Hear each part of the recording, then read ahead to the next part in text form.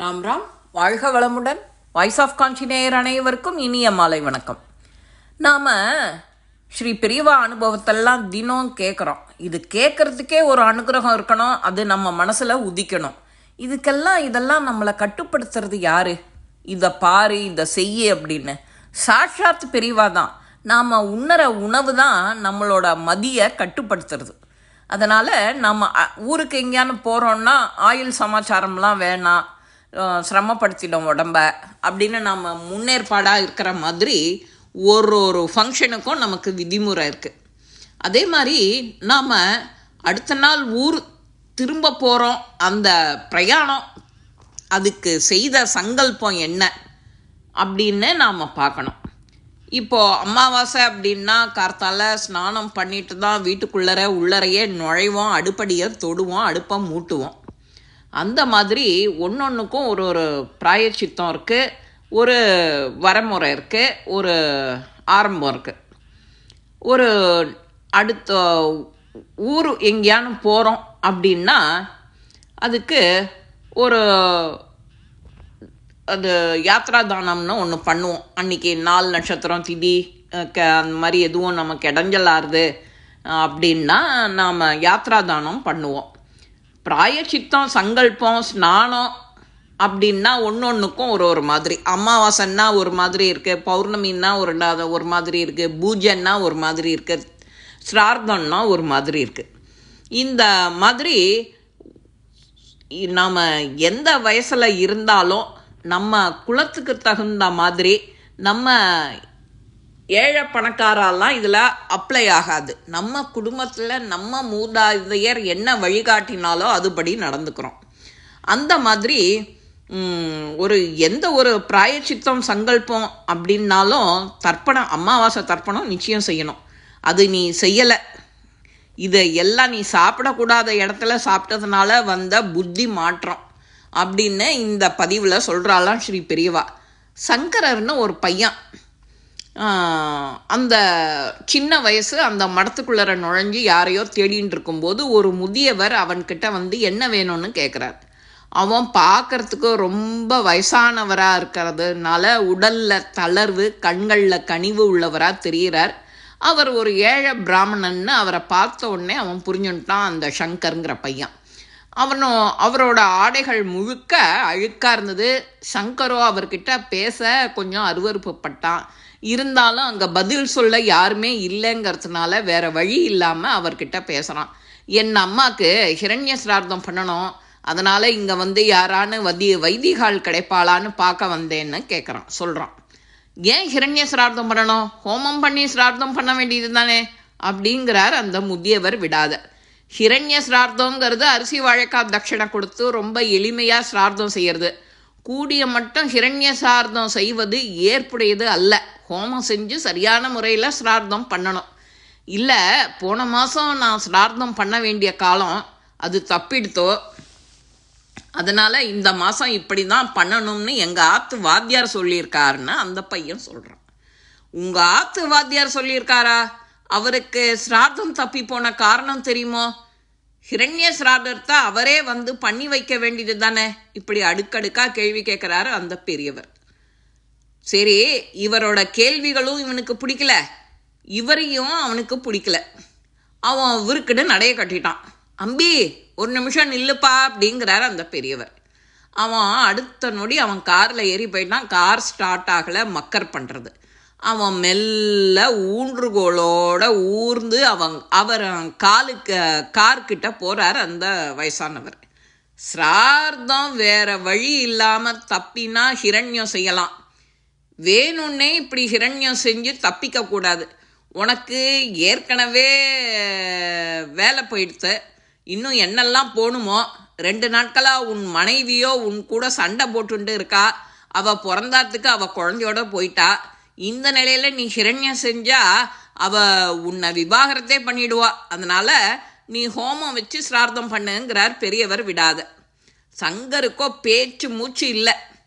ஏன்னா அவனோட வாழ்வில் என்ன நடந்ததோ அது அத்தனையும் நேரில் கிட்டக்க இருந்து பார்த்தது போல் சொல்கிறாளே இவர். அப்படின்னு அப்போ தான் அவனுக்கு உரைக்கிறது. அவன் காரை விட்டு கீழே இறங்குறான். அவர் காலில் விழுந்து மன்னிப்பு கேட்குறான். அவள் சிரிச்சுண்டே எழுந்துருப்பா எழுந்துரு அப்படின்னு அவனை எழுப்பி விடுறா. எனக்கு ஏன் இப்படி வேலை போச்சு, எனக்கு ஏன் இப்படி மனைவி கூட சண்டையாச்சுன்னு தெரியல, ஆனால் ஏன் புரியல, ஏன் பண்ணலைன்னுங்கிறது எனக்கு புரியல. ஆனால் இது எல்லாம் நான் செஞ்சதுனால நீ த்விஜன். நான் செய்கிற தவறும் சரியும் அதுக்கான பலன்களை நமக்கு அன்றாடம் தந்துட்டுருக்கு. சின்ன தவறு தானே, அதனால் நமக்கு தண்டனைகளோ கிடைக்க கொஞ்சம் காலம் ஆறுது. சிலது உடனே நடந்து விடுறது, சிலது காலம் தாழ்த்தி நடக்கிறது. நம்ம மறந்துடுவோம், அதனால் போயிடுவோம், அவ்வளோதானே. அதுக்கு இம்பார்ட்டன்ஸ் கிடையாது. உன் மனைவி உன்னை விட்டு பிரிஞ்சு போனதும் உனக்கு வேலை போனதும் எதனாலன்னு நினைக்கிற நீ? நான் என்ன தவறு செஞ்சேன்னு எனக்கு புரியலையே அப்படிங்கிறான் அந்த பையன். நீ கடந்த மாதம் உன் அன்னையோட சிரார்த்தத்துக்கு முதல்ல வந்த அமாவாசைக்கு முந்தின நாள் எங்கே உணவு அருந்தின, எங்கே சாப்பிட்ட அப்படிங்கிறார் அந்த பெரியவர். அது வந்து அப்படின்னு இழுக்கிறான். ஆகாய விமானத்தில் தானே அப்படிங்கிறார் அந்த பெரியவர். நான் வெளிநாட்டில் இருந்து திரும்ப வந்துட்டுருந்தேன். அப்போ பசி, ஆகாய விமானத்தில் தர்ற உணவை சாப்பிட்டுட்டேன். உன் மனம் உன்னை எச்சரிச்சுதோ அப்போது? ஆமாம், ஒரு நிமிஷம் என்னை எச்சரிச்சுது. ஆனால் பசி, அந்த எச்சரிக்கையை அலட்சியம் பண்ணிவிட்டு நான் அதை கொடுத்ததை சாப்பிட்டேன்.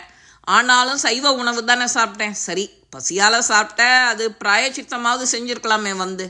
நாம் உண்ணுற உணவு நம்மளோட மதியை கட்டுப்படுத்துறது.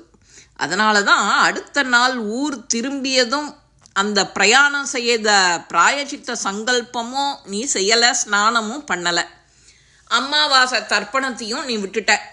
இதையெல்லாம் சாப்பிடக்கூடாத இடத்துல சாப்பிட்டதுனால வந்த புத்தி மாற்றம் அப்படின்னு விட்டார் அந்த பெரியவர்.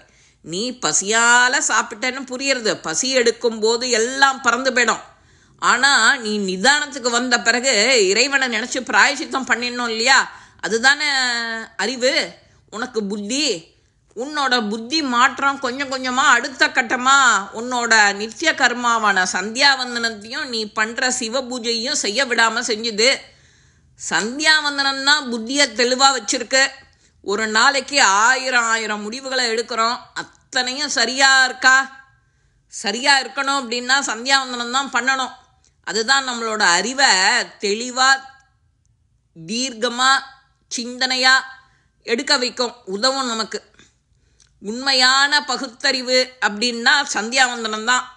சந்தியாவந்தனம் கைவிட்டதுனால உன் சிவ பூஜையும் விட்டுட்ட, உன் அன்னைக்கு சிரார்த்தம் செய்கிறதையும் விட்டுட்ட, அலட்சியம் பண்ணிட்ட. இதையெல்லாம் உடனே உன்னை சுட்டுடுத்து.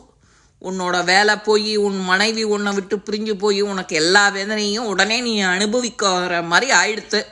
இப்போது நான் என்ன செய்யணும் சொல்லுங்கோ அப்படிங்கிறான் அந்த சங்கரன். போய் உன் நாத்து வாத்தியார கிட்ட சொல்லி இந்த ஹோமம் பண்ணி சரியான முறையில் உன் அன்னைக்கு ஸ்ரார்த்தம் பண்ணு அப்படின்னு அவர் சொல்கிறார். பணமும் படிப்பும் எல்லாமே தந்துடாது அம்பி. வாழ்வில் பல விஷயம் இன்னும் நமக்கு புரியல. அந்த நிலையில தான் நாம் இருக்கோம். அதை புரிஞ்சுக்க என்ன வேணும்னா ஆன்மீகத்தில் முன்னேற்றம் வேணும், அறிவு வேணும், சொல்கிறத கேட்கணும், வீட்டில் இருக்கிறவாளை மதிக்கணும். நீங்கள் யார், எனக்கே இப்படிப்பட்ட நிலையில் இவ்வளவு உதவுறேள் அப்படின்னு கேட்குறான். நீ செய்த சிவ பூஜையோட பலத்தினால உனக்கு இந்த நிமிஷம் வரைக்கும் அறிவுரை சொல்கிறேன். மேலும் நீ நல்லவன், அதுவும் ஒரு காரணம். ஆனால் நீங்கள் யாருன்னு சொல்லலையே. அவனை பார்த்து குறும்பா ஒரு சிரிப்பு சிரிச்சுட்டு அந்த இடத்த விட்டு நகர்றார். அவர் மறைஞ்சதும் தான் அந்த சங்கரனுக்கு தரிசனம் கொடுத்து நல்ல வழியை காட்டித்து. நம்ம பெற்ற தாய் தந்தையாக இருந்தாலும், பித்ருலோகத்துக்கு அவள் போயிட்டாலும், அவளுக்கு தேவையான உணவு தண்ணீரை முறையாக நீ அளிக்க தவறினால் அவர்கள் விடும் பெருமூச்சு அது போகிறோம் நம்மளோட வம்சத்தை தண்டிக்கிறதுக்கு. மகாபிரிவா அடிக்கடி சொல்கிற வார்த்தை என்ன? நித்திய கர்மாக்களை விடாத. அந்த கர்மாக்களை விடாமல் செஞ்சுட்டு இருந்தாலே போகிறோன்னு. அது மட்டுமே உன்னை எப்போதும் காப்பாற்றும். மகாபெரிவா திருவடிகளே சரணம். இந்த பதிவு உங்கள் எல்லாருக்குமே பிடிச்சிருக்கோம். லைக் பண்ணுங்க, ஷேர் பண்ணுங்க, பெல் பட்டனை கிளிக் பண்ணுங்க, சப்ஸ்கிரைப் பண்ணுங்க, கமெண்ட்ஸ் பாக்ஸில் கமெண்ட்ஸ் போடுங்க. ஸ்ரீ மகாபெரிவா திருவடிகளே சரணம். நல்லதே நடக்கும். ஆனந்தமாக இருப்போம் நண்பர்களே. வாழ்க வளமுடன்.